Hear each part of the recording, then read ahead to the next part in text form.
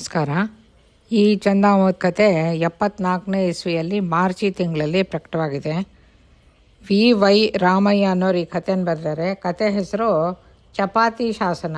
ಒಂಥರ ತಮಾಷೆಯಾಗಿದೆ, ಚಪಾತಿ ಶಾಸನ. ಕೆಲವು ಶತಮಾನಗಳ ಹಿಂದೆ ಗೋಲ್ಕೊಂಡ ರಾಜ್ಯದಲ್ಲಿ ಒಬ್ಬ ನವಾಬ ಬೇಟಾಡೋಕ್ಕೆ ಕಾಡಿಗೆ ಹೋಗಿರ್ತಾನೆ. ಅಲ್ಲೊಂದು ಜಿಂಕೆಯನ್ನು ಅಟ್ಟಿಸ್ಕೊಂಡು ಕಾಡೊಳಗಡೆ ಪ್ರವೇಶ ಮಾಡ್ತಾನೆ. ಅವ್ನ ಪರಿವಾರದವರು ಕುದುರೆಗಳು ನವಾಬನ ಕುದುರೆನಿಗೆ ಓಡಲಾರದೆ ಹಿಂದೆ ಬಿದ್ದಿಂದ ರಾಜ ಒಬ್ಬಂಟಿ ಆಗೋಗ್ತಾನೆ. ಜಿಂಕೆ ಎಲ್ಲೋ ಹೊಟ್ಟೋಗುತ್ತೆ ಓಡಿಕೊಂಡು. ನವಾಬನಿಗೂ ದಾರಿ ತಪ್ಪು ಹೋಗುತ್ತೆ. ನಡು ಮಧ್ಯಾಹ್ನ ಆಗೋಗುತ್ತೆ. ಅವನಿಗೆ ತುಂಬ ಬಾಯಾರಿಕೆ ಆಗೋಗುತ್ತೆ. ಎಲ್ಲೂ ನೀರು ಕಾಣಿಸೋದೇ ಇಲ್ಲ.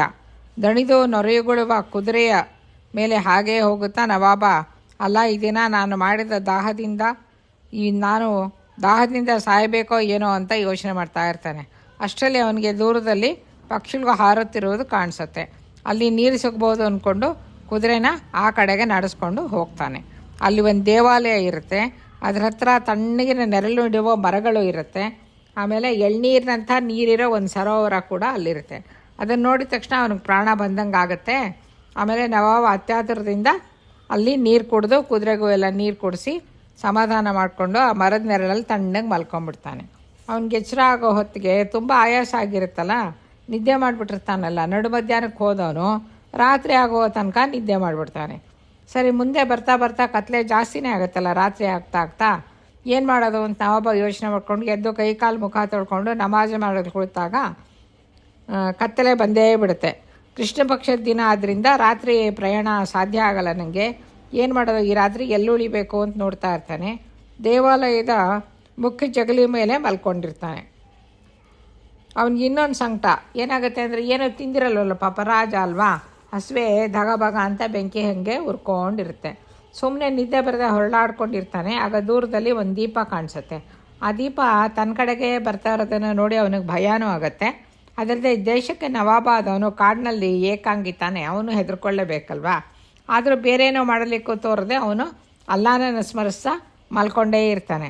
ಸ್ವಲ್ಪ ಹೊತ್ತಿಗೆ ಆ ದೇವಾಲಯದ ಅರ್ಚಕ ದೀಪದೊಂದಿಗೆ ಅಲ್ಲಿಗೆ ಬರ್ತಾನೆ. ಬಂದು ನವಾಬನೊಂದಿಗೆ ಮಾತಾಡಿ ಪರಿಸ್ಥಿತಿ ಅರ್ಥ ಮಾಡ್ಕೊತಾನೆ. ಆಮೇಲೆ ಅರ್ಚಕ ಆಲಯದೊಳಗಿದ್ದ ಅರಳಿನ ಪುಡಿಗೆ ಬೆಲ್ಲ ಸೇರಿಸಿ ಕಲಸಿ ನವಾಬನಿಗೆ ತಂದು ಕೊಟ್ಟು, ಇದನ್ನು ತಿನ್ನಿ ಸ್ವಾಮಿ ಅಂತ ಹೇಳ್ತಾನೆ. ನವಾಬ ಅರಳು ಪುಡಿಯನ್ನು ಬೆಲ್ಲದ ರುಚಿ ಇರುತ್ತಲ್ಲ ರುಚಿಸಿ ತಿಂದು ಸಂತುಷ್ಟನಾಗಿ ಮಲಗಿ ರಾತ್ರಿ ಕಳೀತಾನೆ. ಬೆಳಿಗ್ಗೆ ಎದ್ದು ನವಾಬ ಹೋಗುವಾಗ ಆ ಅರ್ಚಕನಿಗೆ ಒಂದಷ್ಟು ಭೂಮಿಯನ್ನು ಬರ್ಕೊಟ್ಬಿಟ್ಟು ಹೊರಟೋಗ್ತಾನೆ. ಒಂದು ಕಾಗದದ ಮೇಲೆ ಅವನು ಒಂದು ಬಹುಮಾನ ಪತ್ರ ಬರ್ಕೊಟ್ಟು ಹೊರಟೋಗ್ತಾನೆ. ಈ ಸಂಗತಿ ಆ ಭೂಮಿಗೆ ಪಕ್ಕದಲ್ಲಿದ್ದ ಒಬ್ಬ ಭೂಮಾಲೀಕ ಜಮೀನ್ದಾರ ಇರ್ತಾನಲ್ಲ, ಅವನಿಗೆ ಗೊತ್ತಾಗುತ್ತೆ. ಅವನು ತಾನು ಎಷ್ಟೋ ಕಾಲದಿಂದ ಈ ಭೂಮಿ ಕಬಳಿಸ್ಬೇಕು ಅಂತ ಯೋಚನೆ ಮಾಡ್ತಿರ್ತಾನೆ. ಅದು ಇನ್ನೊಬ್ಬರ ಹೆಸರಿಗಾಗೋಯ್ತಲ್ಲ, ಏನು ಮಾಡೋದು ಅಂತ ಅವನಿಗೆ ತುಂಬ ಹೊಟ್ಟೆ ಉರಿ ಎದ್ಬಿಡುತ್ತೆ. ಅವನ ಅರ್ಚಕನ ಹತ್ರ ಬಂದುಬಿಟ್ಟು ನವಾಬ ಬರೆದು ಕೊಟ್ಟ ಕಾಗದ ಶಾಸನ ಪತ್ರ ತನಗೆ ತೋರಿಸು ಅಂತ, ನನಗೆ ಕೊಡು ಅಂತ ಗಲಾಟೆ ಮಾಡಿ ಕೇಳ್ತಾನೆ. ಅರ್ಚಕ ಕೊಡೋದಕ್ಕೆ ನಿರಾಕರಿಸ್ತಾನೆ. ನಾನು ಅನುಭವಿಸ್ಬೇಕು ಅಂತಿದ್ದನ್ನು ನೀನು ಅನುಭವಿಸ್ತೀಯಾ, ಅದೇಗೆ ಅನುಭವಿಸ್ತೀಯೋ ನಾನು ನೋಡ್ತೇನೆ ಅಂತ ಆ ಭೂಮಾಲೀಕ ತನ್ನ ಆಳುಗಳನ್ನು ಕರೆಸಿ ಅರ್ಚಕನ ಹಿಡಿಸಿ ಅವನ ಮರ ಕಟ್ಟೆ ಹಾಕಿ ಹೊಡೆಸ್ಬಿಡ್ತಾನೆ. ಆ ಹೊಡೆತ ತಾಳಲಾರ್ದೆ ಅರ್ಚಕ ನವಾಬ ಬರಕೊಟ್ಟ ಪತ್ರವನ್ನು ಆ ಭೂಮಾಲೀಕನಿಗೆ ಕೊಡ್ತಾನೆ. ಭೂಮಾಲೀಕ ಅದನ್ನು ಚೂರಾಗಿ ಹುರಿದು ಅದನ್ನು ಅರ್ಚಕನಿಗೆ ಕೊಟ್ಟು, ನೀನು ತಿನ್ಬೇಕಿದ್ದೀನಿ ಇವಾಗ ಅಂತ ಗಲಾಟೆ ಮಾಡ್ತಾನೆ. ಇನ್ನೇನು ಮಾಡೋಕ್ಕಾಗತ್ತೆ, ಕಟ್ಟಾಕಿರ್ತಾನೆ, ಏನೂ ಮಾಡೋಕ್ಕಾಗಲ್ವಲ್ಲ. ಅರ್ಚಕ ಅದನ್ನು ತಿಂದು ಜಗದು ಆ ಪೇಪರ್ನೆಲ್ಲ ನುಂಗ್ಬಿಡ್ತಾನೆ. ಈ ಥರ ನವಾಬ ಕೊಟ್ಟಿದ್ದು ಹಾಳೆ ಮಾಯ ಆಗೋಗುತ್ತೆ. ಹಾಗಾಗಿ ಕೆಲವು ದಿನಗಳ ಮೇಲೆ ನವಾಬ ಅದೇ ದಾರಿಯಲ್ಲಿ ಪುನಃ ಏನೋ ಕೆಲಸದ ಮೇಲೆ ಹೋಗ್ತಾ ಇರ್ತಾನೆ. ಆವಾಗ ಅವನಿಗೆ ಅರ್ಚಕನ ಜ್ಞಾಪಕ ಬರುತ್ತೆ. ಪುನಃ ದೇವಾಲಯದ ಹತ್ರ ಹೋಗ್ತಾನೆ. ದೇವಾಲಯದ ಪಕ್ಕದಲ್ಲಿ ಗುಡಿಸಲಿನಿಂದ ಅರ್ಚಕನ ಮಕ್ಳಿಗೆ ಹೊರಗೆ ನಿಂತ್ಕೊತಾರೆ. ಅವರೆಲ್ಲ ಸೊರ್ಕೊಂಡು ಸಣ್ಣಗೆ ಚಿಂದಿ ಬಟ್ಟೆ ಉಟ್ಕೊಂಡೇ ಇರ್ತಾರೆ.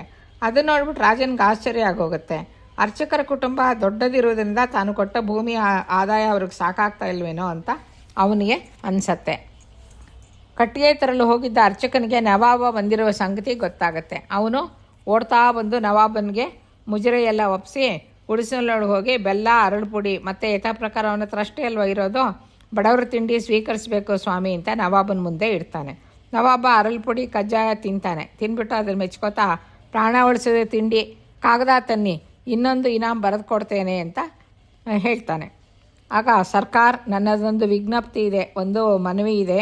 ಹಿಂದೆ ಕೊಟ್ಟ ಹಾಗೆ ಕಾಗದಲ್ಲಿ ಬರೆದು ಕೊಡುವ ಇನಾಮು ನನಗೆ ಬೇಡ ಸ್ವಾಮಿ ಅಂತ ಅರ್ಚಕ ಕೇಳ್ತಾನೆ. ಹೋಗಲಿ, ತಾಮ್ರ ಫಲಕದಲ್ಲಿ ಬರ್ಕೊಡ್ಲೆ ಅಂತ ನವಾಬ ಕೇಳ್ತಾನೆ. ಬೇಡ ಸರ್ಕಾರ್, ಅದನ್ನು ಜಗದು ನುಂಗುವುದು ಮತ್ತೂ ಕಷ್ಟ. ತಾವು ಬರೆಸುವ ಶಾಸನವನ್ನು ಚಪಾತಿ ಮೇಲೆ ಬರೆಸ್ಬಿಡಿ, ಅದಾದರೆ ಸುಲಭವಾಗಿ ಗಂಟ್ಲಲ್ಲಿ ಇಳಿಯುತ್ತೆ, ಹೊಟ್ಟೆನೂ ತುಂಬುತ್ತೆ ಅಂತ ಅರ್ಚಕ ಹೇಳ್ತಾನೆ. ಅರೆ ದಿವಾನ, ನಿನಗೇನು ಹುಚ್ಚ? ಚಪಾತಿ ಮೇಲೆ ಯಾರಾದರೂ ಶಾಸನ ಬರ್ಕೊಡ್ತಾರಾ? ಎಂಥ ಬ್ರಾಹ್ಮಣ ನೀನು? ಶಾಸನ ಅಂದರೆ ತಿನ್ನಲಿಕ್ಕೆ ಅಂತ ಮಾಡ್ಕೊಂಡಿದ್ದೀಯೇನೋ ಅಂತ ನವಾಬ ಕೇಳ್ತಾನೆ. ಹೌದು ಸರ್ಕಾರ್, ತಿನ್ನಲಿಕ್ಕೆ. ಅದನ್ನು ತಿಂದು ತೀರಿಸೋವರೆಗೆ ಬೆನ್ನು ಬಾತ್ ಹೋಯ್ತು, ನನಗೆ ಒಣಗೋಯ್ತು ಅಂತಾನೆ. ಅರೆ ದಿವಾನ, ಅಷ್ಟೂ ಗೊತ್ತಿಲ್ಲ. ಶಾಸನವನ್ನು ತೆಗೆದುಕೊಂಡು ಹೋಗಿ ತಹಶೀಲ್ದಾರಿಗೆ ತೋರಿಸಿದ್ರೆ ಈ ಭೂಮಿ ನಿಮ್ಮ ಹೆಸ್ರಿಗೆ ಮಾಡಿಕೊಡ್ತಾ ಇದ್ನಲ್ಲ, ಹಾಗಾದರೆ ಭೂಮಿ ನಿನ್ನ ಸ್ವಾಧೀನ ಆಗಲಿಲ್ಲ ಅಂತ ಆಯಿತು. ಅದಕ್ಕಾಗಿ ಕಾಗದ ತಿಂದು ಹಾಕಿ ನಿಮ್ಗೇನು ಬಂದಾಗಾಯಿತು ಅಂತಾನೆ. ಅರ್ಚಕ ನಡೆದಿದ್ದ ಸಂಗತಿಯೆಲ್ಲ ಅವನಿಗೆ ವಿವರವಾಗಿ ಹೇಳ್ತಾನೆ. ರಾಜನಿಗೆ ಕೋಪ ಬಂದುಬಿಡುತ್ತೆ. ಆ ಭೂಮಾಲೀಕನ ಕರೆಸ್ಬಿಟ್ಟು ಅವನಿಗೆ ಕೊರಡೆ ಏಟೆಯಿಂದ ಬೆನ್ನು ಬಾತು ಹೋಗೋ ಹಾಗೆ ಕೊರಡೆ ಏಟು ಕೊಡ್ತಾನೆ. ಬಳಿಕ ವರ್ತಕನಿಗೆ ಕೊಟ್ಟ ಭೂಮಿಯನ್ನು ಅವನ ಸ್ವಾಧೀನಕ್ಕೆ ಕೊಡಬೇಕು ನೀನು ಅಂತ ಒಂದು ತಾಕೀತು ಪತ್ರ ಬರೆದು ತಹಸೀಲ್ದಾರನಿಗೆ ಕಳಿಸ್ತಾನೆ. ಆಮೇಲೆ ಅರ್ಚಕನ ಬಡತನ ಹೋದದ್ದು ಮಾತ್ರವಲ್ಲದೆ ಅವನ ಬಳಿಗೆ ಏಳಿಗೆ ಆಯಿತು, ಸುಖ ಆಯಿತು. ಅವರೆಲ್ಲ ನೆಮ್ಮದಿ ಸಂತೋಷದಿಂದ ಇರ್ತಾರೆ. ನಮಸ್ಕಾರ.